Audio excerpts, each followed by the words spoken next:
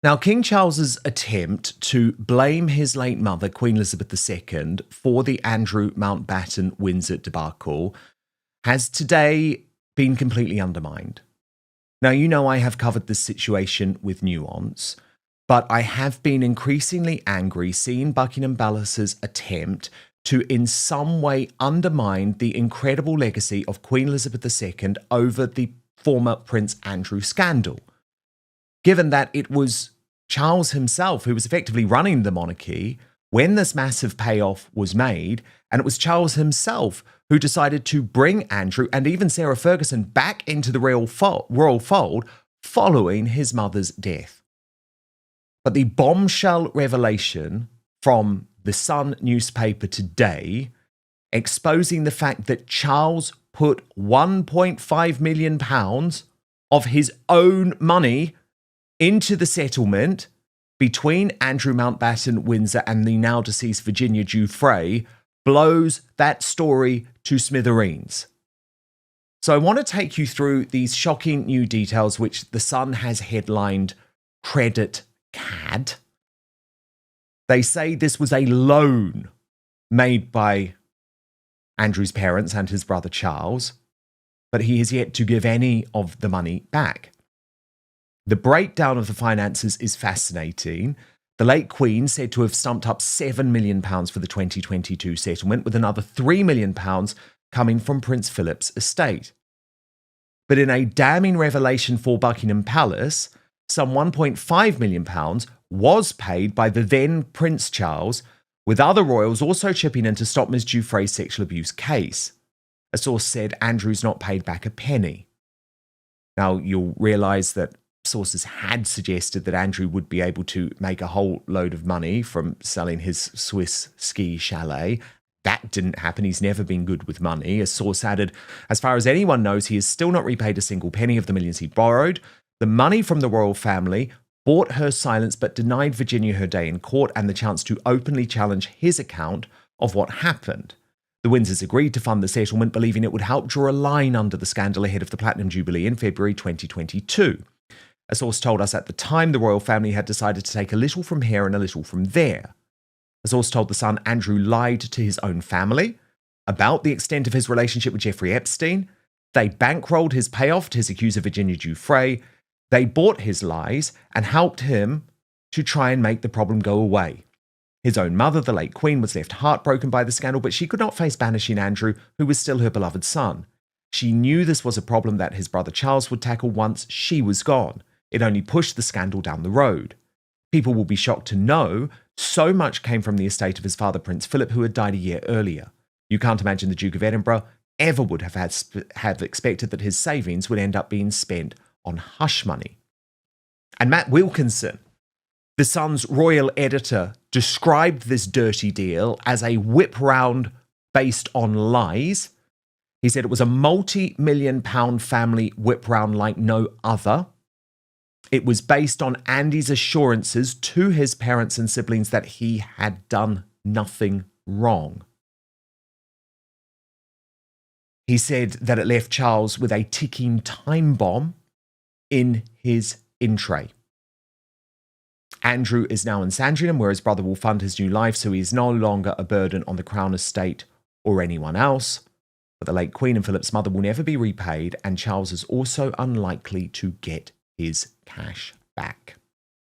Now, there is a growing demand within the British elite class for King Charles to go further and harder on his brother, with Matthew Syed appearing on the British Bashing Corporation's Newsnight last night and suggesting that he should immediately be booted out of Sandringham, having just arrived from Royal Lodge 2 weeks ago.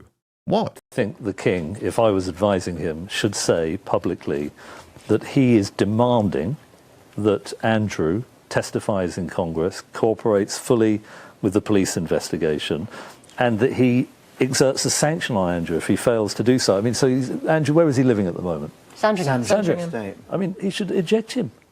I mean, the public won't stand for anything less. The abuse of children is one part of this, but both Mandelson and Andrew are alleged to have been given government secrets and market-sensitive information to enrich them. It is outrageous that he's staying in an accommodation of the British head of state. And potentially one big question for the King is his statements in recent days and months have been saying we must put the survivors first. They must be heard. Turns out he made a payment to something that was to keep Virginia Giuffre quiet during the Jubilee. And the problem for the King is that we now have a former Prime Minister weighing in. Gordon Brown, who feels personally burned by the Peter Mandelson scandal, is now demanding that the police investigate Andrew in relation to Epstein's Lolita Express. This is a bombshell column in the New Statesman this week, where Brown said he had spent the last week looking at the Epstein files, the documents relating to the disgraced financier, and he writes, "What I discovered about the abuse of women by male predators and their enablers, and Britain's as yet unacknowledged role, has shocked me to the core. It demands an in-depth police investigation and is by far the biggest scandal of all." Referring to the BBC investigation into Epstein's private planes arriving and departing from UK airports, he wrote that women were transferred from one Epstein plane to another. A number of logs for his planes identified women on board only as unnamed females. He said, "It seems the authorities never knew that was happening. In short, British authorities had little or no idea who was being trafficked through our country and for whom other than Epstein. I have asked the Met urgently to re-examine their decision-making in their investigation and the subsequent reviews. Every woman who have been mentioned in the Epstein files, whose names should have been requested months ago from the US Department of Justice, do not appear to have been contacted by British investigators. I have been told privately that the investigations related to the former Prince Andrew did not properly check vital evidence of flights. I have asked the police to look at this as part of their inquiry." He added that Stansted Airport was one of the airports where women were transferred from one Epstein plane to another. The Stansted revelations alone require them to interview Andrew. So that is on the sex trafficking side. That's before you get to the misconduct and public office investigations, which while we were live on air last night, the Thames Valley Police said they were in discussions with prosecutors at the Crown Prosecution Service about. But more details on that emerging, and it's again not good news for Andrew. With the Royal reporter Robert Jobson putting it this way, Epstein files bombshell. Andrew Mountbatten wins afforded confidential UK trade papers to Jeffrey Epstein outlining gold and uranium investment opportunities in Afghanistan. Briefing prepared by UK officials sent in 2010. The BBC reports it has seen the documents. And that is indeed the case. They say it was prepared by for Andrew by UK officials and then forwarded to Epstein in December 2010. Rafe, look, this is obviously a massive crisis for the British monarchy, the British royal family. There are two schools of thought about how the king should try to deal with this. But I do think today's revelation in The Sun provide a hammer blow to the argument that he has been using thus far, and the one that I have a problem with, which is that, oh, this was all down to Queen Elizabeth II, and my mother left me in this situation, because as I have been reporting for some time, Rafe, that is just intellectually dishonest. The late Queen was 94 years old, 95 years old, before these settlement discussions even began, and she was battling terminal cancer. The decision in regards to the payoff was made by Charles to the point that we now know he put in £1.5 million of his own money. So what does the monarch need to do, Rafe, to get in control of what appears to be an unraveling situation? So I think the king is the one issue upon which you and I probably would clearly disagree, Dan. Look, I can quite understand why there's this. I don't think he's placing the blame on Queen Elizabeth II. Secondly, I think the decisions he made were made in good faith, believing that Andrew was telling the truth at the time. You had the arrival of the Platinum Jubilee. The monarchy wanted to avoid that dominating events. So I can see they thought this was a one-off situation. There wouldn't be any other cases of this. There were questions around Virginia Giuffre. They believed him. They shouldn't have believed him. They have been left with egg on their face as a result. But in terms of what he should do now, look, the scales of justice are turning against Prince Andrew in this country. Hitherto, all the push has been for him to go to America to testify to Congress. Now it seems as if British justice may have a chance to get him on three different areas: on sex trafficking, on misconduct in public office, and for violating both the Official Secrets Act and the National Security Act. Now, misconduct in office and the National Security Act, they potentially carry life imprisonment sentences as well.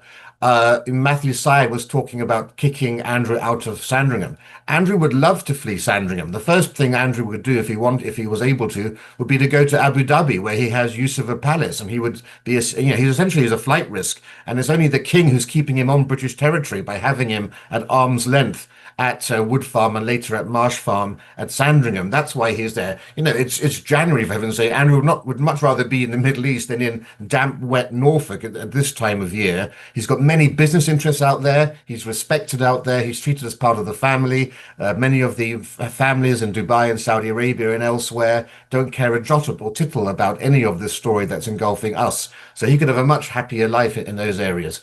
Well, would it be better for him to just go, Rafe? I mean, he's being cut off increasingly by his daughters, Eugenie and Beatrice. Would that not solve the issue? I mean, if you think about William's view of Harry and Meghan, he wants exile.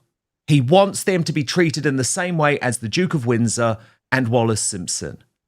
Would it not make more sense now for the king for Andrew to leave the country and never to return? Now, of course, that would cause huge issues in terms of the pressure of the fact that he was running away from justice and not prepared to face justice, but at least he would be gone.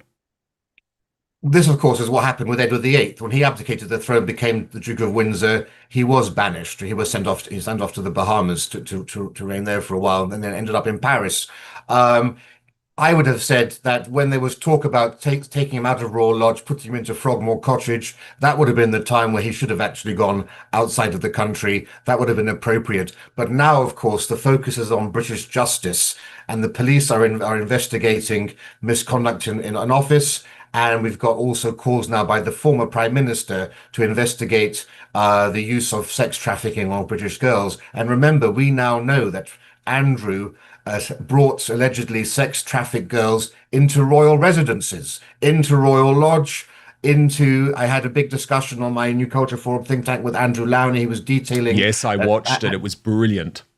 Detailing how Andrew allegedly was bringing prostitutes into Buckingham Palace. So they now royal residents could potentially be under the purview of a criminal investigation as well. So I think the dial has changed now, and he does need to be held to account, or at least he needs to give evidence and testify and make his case, because of course he still is innocent until proven guilty. How difficult is that for the royal family, Rafe? The idea that you could have the king's son facing trial in the king's court, represented by a king's council. Does that pose constitutional issues, or is it different now that Andrew has effectively been thrust out of the British royal family? I mean, he remains in the line of succession, though. Well, only one person in this country is immune from prosecution. That is His Majesty, the Sovereign, in whose name the law is enacted. But look, let me put it this way. We often talk about the Profumo scandal in 1963, which actually led to the downfall eventually of the Conservative Macmillan government. We talk about the abdication crisis of 1936 when Edward VIII abdicated. This crisis is a bigger crisis than both of those combined. We're living through monumental times. And you can see that, for example, in the statement that the King put out this week, completely unprecedented, where he said that they would support a police investigation into a member of the royal family. Unprecedented to say that. And also the King publicly condemned his brother for the first time, saying he had profound concern at the allegations against Mr. Andrew Mountbatten Windsor. I don't think we've ever heard the palace say Mr. before, because in law he's still the Duke of York. Yes. So by saying Mr., what they're saying is this is our way of saying this is a private citizen. He must be Yes. judged fairly without fear And the or favor. king did this. No, look, I have a nuanced position on all of this, Rafe. I really do. I absolutely believe a lot of the coverage is designed to undermine the British royal family by Republicans. And I have always been fair in my coverage. I mean, I get criticized from both sides because do we want another death? Do we want to drive Andrew to suicide too, or being unalive too? I do think this is an incredibly difficult situation, but it does have to be covered. That is the key point. We can't just turn away anymore because looking the other way hasn't worked for so long. New reports suggest that King Charles may have loaned Prince Andrew £1.5 million in connection with the Virginia Giuffre lawsuit. But what does this mean, and what's the full context behind the scandal that made headlines around the world? Virginia Giuffre filed a civil lawsuit against Prince Andrew in the United States, alleging sexual abuse when she was a minor. Prince Andrew has consistently denied these allegations. In 2022, the case was settled out of court for a substantial amount. It's important to note, civil settlements do not automatically imply guilt. They are often a way to resolve disputes without a trial. Reports now indicate that King Charles may have provided Prince Andrew with £1.5 million to help fund the settlement. Critics argue that this could be seen as an effort to protect the family's reputation. Others point out that financial assistance among family members is not uncommon, especially in high-profile and legally complex situations. The story has reignited debate about transparency in royal finances and accountability. Some observers question whether taxpayers or private funds were involved. Others emphasize that the matter appears to have been handled privately within the royal family. Here's the summary. Prince Andrew settled the civil case with Virginia Giuffre. King Charles reportedly provided financial support. The settlement does not equal an admission of guilt. The episode has fueled ongoing discussions about privacy, accountability, and royal finances. If you found this explanation helpful, hit the like button, subscribe for more updates on the royal family, and let us know your thoughts in the comments below.